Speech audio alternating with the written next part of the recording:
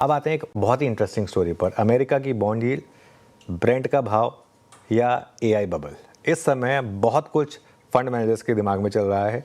बोफा का एक global fund managers का सर्वे होता है जो मैंने जब से अपना करियर शुरुआत किया 2003 से एक सैक्रोसैंक्ट माना जाता है। एक जैसे कहते हैं कि एक सभी सर्वेस का सबसे बड़ा सर्वे माना जाता है। क्या निकला इस सर्वे में, हॉर्मास से समझ लेते हैं। हॉर्मास बताइए।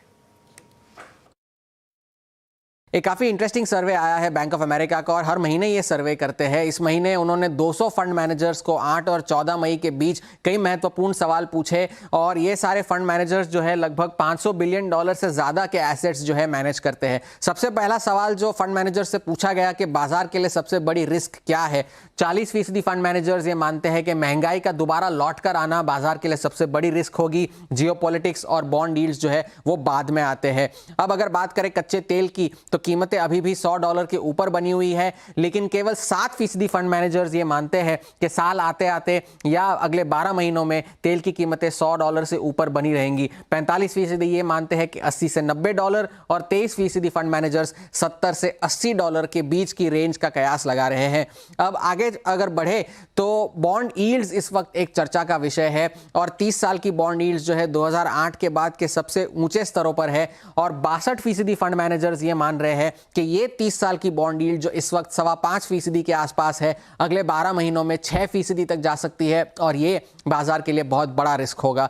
पिछले कई महीनों से हम एक और सवाल पूछते आ रहे हैं कि क्या एआई के स्टॉक्स बबल में है या नहीं। फंड मैनेजर से भी ये सवाल पूछा गया और बिल्कुल डिवाइडेड ओपिनियन आया है। 40% हाँ कह रहे हैं जबकि 50% कह रहे हैं कि एआई के स्टॉक्स बबल में नहीं है। वो कौन सी ऐसी जगह है जहां पर फंड मैनेजर्स अपना पैसा लगा रहे हैं? इक्विटीज में तो लगा ही रहे हैं, industrials, health care, banks, telecom, US के बाजारों में अपने पैसे लगा रहे हैं, लेकिन कैश एक ऐसा सेगमेंट है जहां पर वो अंडरवेट है। बॉन्ड्स में वो अंडरवेट है, जापान के बाजारों में वो अंडरवेट है, यूरोजोन पर स्टेपल्स, डिस्क्रिशनरी, रीट्स, इन सारे सेगमेंट्स में फंड मैनेजर्स जो है अंडरवेट है। एक इंटरेस्टिंग सर्वे बोफा का, दो बड़े टेकअवेज इस सर्वे से निकल कर आते हैं कि तेल नहीं बल्कि तेल की वजह से होने वाली महंगाई एक बड़ा रिस्क है बाजार के लिए और अभी भी 50% फंड मैनेजर्स ये मान रहे हैं कि एआई के स्टॉक्स बबल में नहीं है। शुक्रिया और मास जानकारी के लिए। ये बोफा फंड मैनेजर्स का सर्वे और काफ़ी इंपॉर्टेंट, जैसा कि आपने बताया सर, ये सर्वे होता है, काफ़ी कुछ इससे निष्कर्ष निकाला जा सकता है।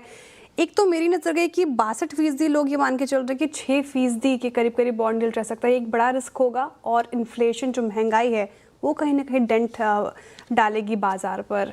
कितना इंपॉर्टेंट ये सर्वे सर? देखिए 6% अगर बॉन्ड यील्ड चली गई ना श्रेया, तो जिन्होंने सर्वे किया है उनको ये सर्वे करना पड़ेगा कि हमें अगली नौकरी कहाँ मिलेगी, क्योंकि उनकी नौकरी भी नहीं रहेगी अगर 6% बॉन्ड यील्ड चली गई। तो मतलब 6% बॉन्ड यील्ड मतलब बहुत एकदम रिसेशन वाली चीज़ हो जाती है यहाँ पर, ठीक है ना।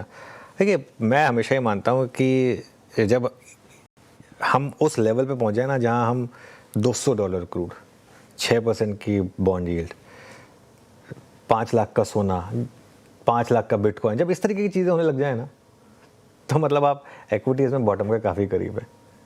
इक्विटीज़ की कोई बात नहीं करना चाहता, बाकी सब चीज़ों की बात हो रही है।